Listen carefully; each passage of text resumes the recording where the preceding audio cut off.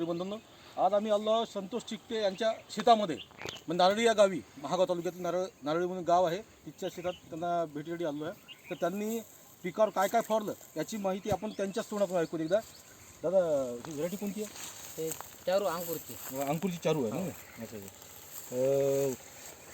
याच्यावर फवारणी कोणती कोणती झाली? फवारणी पहिल्यांदा आता जी केली शेवटची. हां, नाही आधीची आता हे म्हणजे जसं फुलासाठी किंवा याच्यासाठी समजा आता जे माल लागणारे फुलासाठी तुम्ही जे फवारणी केली जे केली इमामॅक्टिन, सोबत मर्सी मर्सी मारली ना. हा, आणि आता केली ते हारू. हां हां, आपलं बुरशीनाशक. फॅन्टास्टिक.